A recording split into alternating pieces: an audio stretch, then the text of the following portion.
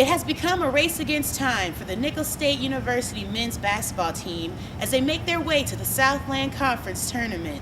The talent is present, but the Colonels must find the right mindset and intensity to improve a record that serves them no justice.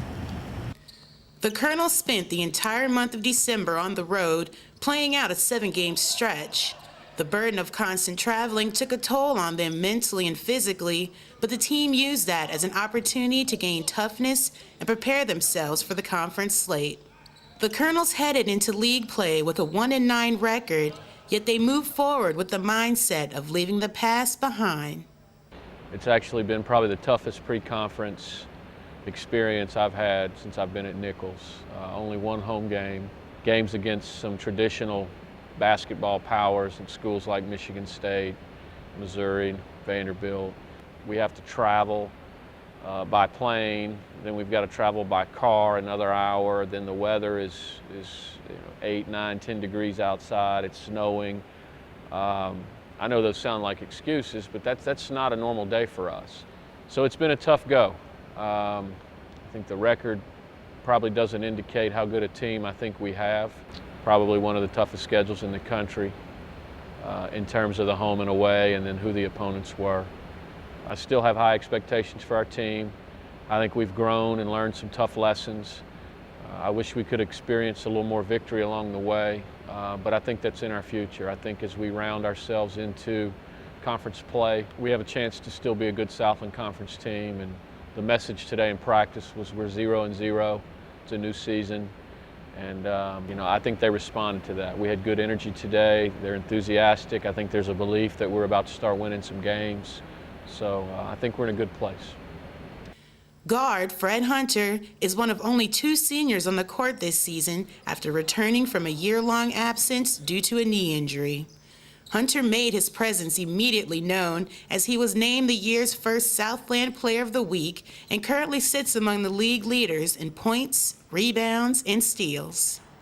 I think it's been a slow season for us. It's a lot of ups and downs. Haven't really been winning too much, but I don't know, I guess it comes with the team. Like, we had a bunch of injuries, like players sick, missing out some games. I missed a few games, and we haven't been really focused and been where we needed to be successful.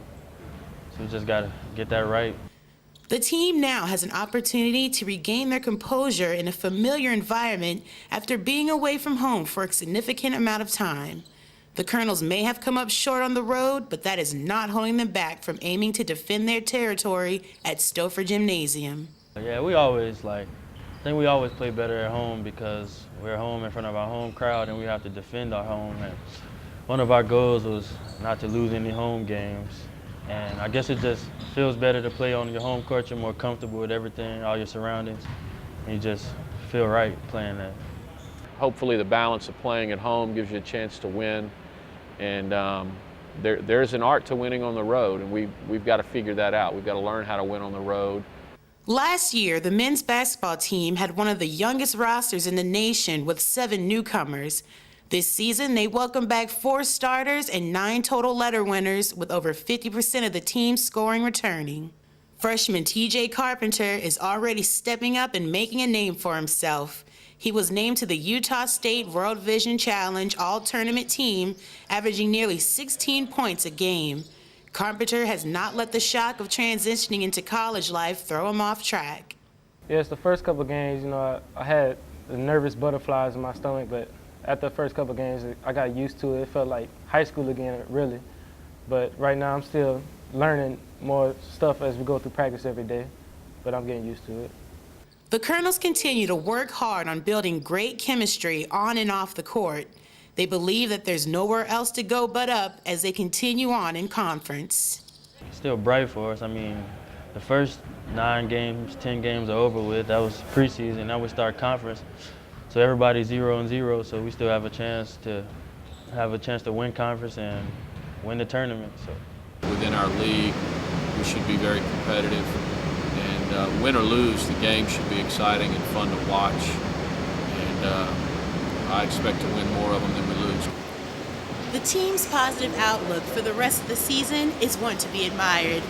This further demonstrates the quality of the Colonels' players and coaches as well as enhancing the fact that they are a team to be reckoned with.